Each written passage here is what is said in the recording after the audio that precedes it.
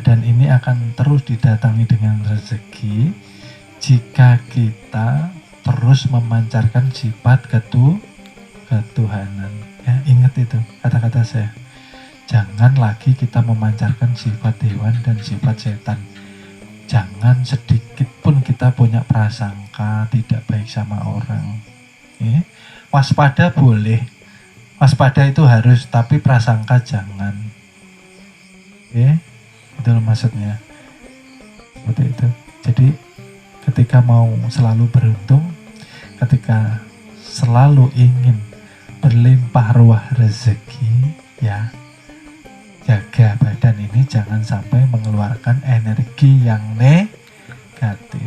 Cinta kasih keluarkan terus, ya seperti itu. Tidak akan kita susah. Karena apa? Orang makrifat tidak ada ketakutan, kegelisahan, kekhawatiran di dalam diri mereka. Itu orang makrifat, itu para wali-waliullah, ya. Nah, kita seperti apa? Ayo kita belajar bersama.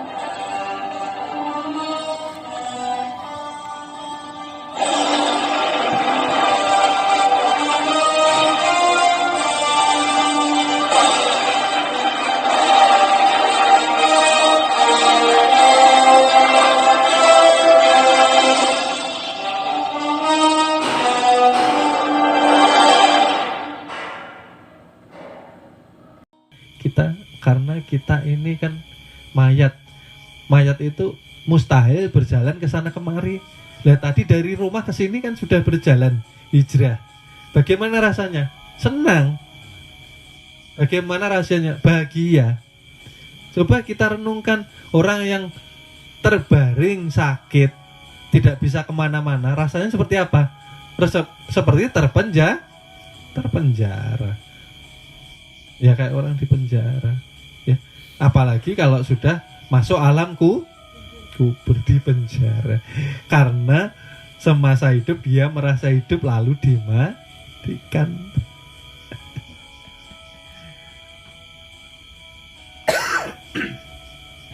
Oleh sebab itu para wali-waliullah mereka dikekalkan karena para wali-wali mereka tidak merasa hidup. Ya. Para wali-wali ketika masuk ke dalam kubur itu hanya sebagai pertanda. Mereka bebas berjalan kemanapun. Ya, karena tidak dipenjara, tetap hidup. Ya, oleh sebab itu murid jangan sampai hidup ini berpegang kepada napas yang pertama. Yang kedua, jangan sampai berpegang kepada yang namanya ruh. Jangan sampai berpegang kepada nyawa. Maksudnya apa? Kita harus berpegang kepada Tuhan yang mempunyai ruh, Tuhan yang mempunyai nyawa, Tuhan yang mempunyai napas. Ketika nanti seperti yang diajarkan sholatul daim, merasakan rasa yang jernih, yang suci, ya, tanpa warna, tanpa rupa, tanpa mempunyai cahaya dan tanpa mempunyai bau, ya, artinya kita sedang bersama Tuhan. Terkadang tidak kita sadari, kita tidak bernapas pun kita hidup, ya. Karena kalau berpegang di nyawa pasti akan dicabut. Ya. Kalau berpegang di napas nanti kalau tua manggah. Menggah itu apa? Susah napas kalau sudah tua. Ya. Artinya apa? Di sini ilmunya murid ketika sudah memahami keberadaan Tuhan melalui tajalinya yang dikatakan perbuatan, asma, sifat yang berdiri kepada zat, kita harus rajin sadar bila melalui sholatul daim. Itu yang terpenting. Karena kita sudah memahami bahwa yang dikatakan sifat itu tadi apa? Selain 7 sifat, sifat ialah yang bisa dilihat oleh mata, yang ada mempunyai bentuk, yang ada mempunyai warna, yang ada mempunyai rupa. Ini dikatakan sifat. Selain 7 sifat, artinya seluruh alam semesta dikatakanlah ia tajalinya Tuhan yang dikatakan Allah. Maka jangan heran kalau ada batu, pernah tahu kemarin saya jelaskan, batu itu loh ada lafaznya Allah. Batu loh menyatakan lafaz dia Allah, berani. Awan menyatakan lafaz Allah, berani. Tanaman tuh nah menyatakan lafaz Allah, berani. Kita tidak berani. Jadi jangan heran, Allah itu bukan Tuhan. Allah itu dikatakan nur. Ya, sudah paham ya? Allah itu nurullah. Ya. Nyata menjadi sifat yang terlihat menjadi alam semesta melalui proses 4 anasir itu tadi yang menjadi batang tubuh kita. Tapi jangan disebut. Ini karena di taklim ya kita sebut ya. Tapi kalau sudah keluar dari taklim jangan lagi diucap-ucap. Nah, kalau diucap-ucap nanti yang dimusuhi gurunya. Ya, sudah tahu itu gunung Allah juga. Langit Allah juga. Tanah ini Allah juga. Artinya kita sudah paham. Kalau sudah paham jangan pulang disebut. Disebut itu kalau di taklim aja, ya. Badan pun jangan disebut. Nah, nanti dimusuhi orang gurunya. Karena orang awam tidak paham. Mereka mengatakan Allah itu Tuhan, ya. Padahal Allah itu nama kebesaran Tuhan, ya. Kalau disebut sifatnya menjadi muhadas, hancur, lebur. Jangan disebut, ya. Artinya dirasakan aja. Ketika dirasakan, kita akan selamat, karena dikubur pertanyaannya kepada seorang yang sedang menuju kepada Tuhan, bukan siapa Tuhanmu, bukan man robuka, ya. Karena pertanyaan sudah bocor, sudah. Siapa Tuhanmu, siapa nabimu, apa agamamu, apa kita sudah bocor kalau. Nah, yang disebut kepada seorang salik yang sedang suluk kepada Tuhan ialah siapa engkau. Sudah tahu? Siapa engkau? Yang bertanya ini siapa? Munkar dan Nangkir. Masih ingat siapa Munkar dan Nangkir? Masih ingat nggak? Ruh kita. Hakikat malaikat Munkar dan Nangkir itu ialah ruh kita menanyai jasad, siapa engkau? Nah, bagaimana jawabannya? Masih ingat? Aku ialah Nur Muhammad. Nah, ketika kita bertubuh Nur Muhammad, maka tubuh kita tidak akan disentuh oleh api neraka. Kita bertubuhkan Nur Muhammad, beruhkan nurnya Allah. Paham nggih?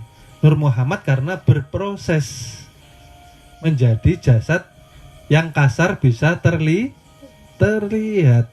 Paham nggih? Yang tadi bertemu air ayah dan air ibu di alam kesucian tadi karena makanan dan minum, itulah yang menjadi jasad, itu dikatakan Nur Muhammad. Kalau ruh yang ditiupkan berasal dari nurnya Allah. Jadi Nurullah dan Nur Muhammad hakikatnya satu jua, itulah jalan keselamatan kita. Ya. Kalau sudah pada tahap musyahadatul sifat, ya, yang hidup bukan kita, melainkan hidupnya Tuhan. Ya, tadi. Lalu ilmu, ya, sering kita bahas bahwa ketika kita menimba ilmu di sebuah majelis kepada seorang mursyid, jangan lalu kita merasa mempunyai ilmu, ya, karena ini rawan kita ingin disebut seorang menjadi alim, ya, karena ilmu pun milik Tuhan ternyata. Artinya apa? Sungguh manusia ini sombong kalau dia diberi kecerdasan lalu dia berpaling dari Tuhannya. Inilah manusia seperti Fir'aun, ya. Kecerdasan apapun itu kan sifatnya Tuhan, ilmu, ya. Kenapa seseorang ketika sudah cerdas lalu kebanyakan berpaling daripada Tuhannya, merasa dia yang paling cerdas, bukan dari Tuhan, dari hasil usaha sekolahnya. Bukankah tanpa ruh kita tidak bisa belajar? Bukankah tanpa ruh tidak ada ilmu yang kita pahami? Ini yang harusnya menjadi renungan musyahadatul sifat, supaya manusia ini lebih cenderung seperti ilmu padi. Semakin banyak ilmunya harus semakin mempanakan diri. Semakin banyak ilmunya semakin merasa bodoh. Ternyata Tuhan juga yang cerdas, bukan kita. Tidur itu bisa tambah-tambahan 1 tambah 1. Bisa kan enggak? Kalau tidur enggak bisa. Itu suatu kiasan yang sangat sederhana. Ternyata kita tidak mempunyai kemampuan apa. Berarti benar selama ini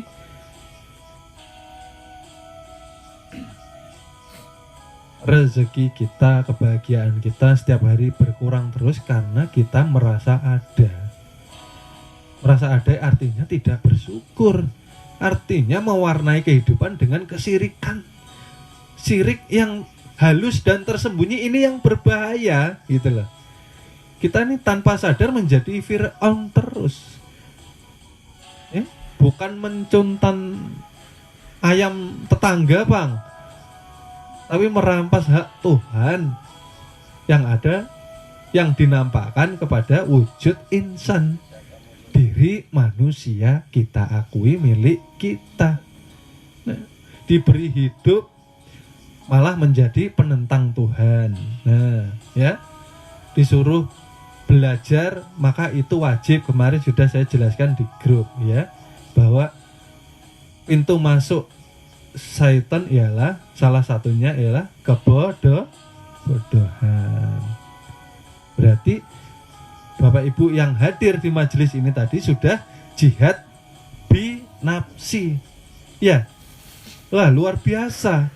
Maka sudah dikatakan, barang siapa yang diberikan Tuhan kelonggaran waktu untuk menghadiri suatu majelis lalu dia tahan dengan berbagai alasan, ya, artinya dia menentang Tuhan, karena Tuhan yang menggerakkan, manusia yang menahan, ya.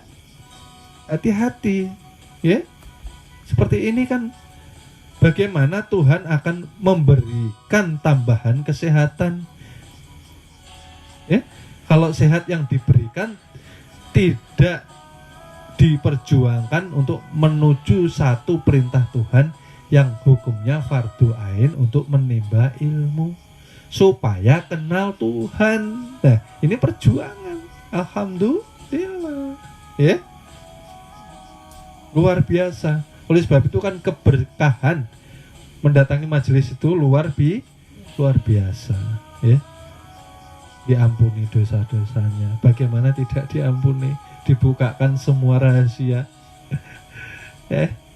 Seperti itu. Kalau Tuhan memberi kelonggaran, jangan ditahan, ya. Kalau Tuhan memberi kita kesibukan, kita harus banyak istighfar. Karena di awal sudah dijelaskan, barang siapa kita dijauhkan dari kebaikan, artinya kita sudah dipalingkan Tuhan. Bukankah semua daya upaya ini kan milik Tuhan? Ya. Jadi seperti itu. Kalau mau masalah selesai, kita harus banyak pandai bersyukur. Bukan hanya ketika menerima materi, ya. Sehat ini kan bekal sudah. Ya, nyatanya yang ketika sakit baru bisa merasakan begitu berharganya yang namanya kesehatan. Tidak bisa dibeli, tidak bisa ditebus kesehatan itu dengan uang. Ya kalau bisa ditebus ya enak. Untuk menghargai yang namanya kesehatan, ya. Oleh sebab itu ketika dihidupkan, tadi musyahadatulnya itu tadi ya. Ketika dihidupkan, kita harus berterima kasih, bersyukur, karena tidak semau kita hidup. Mohon maaf, akan kami lanjut ke episode berikutnya. Terima kasih.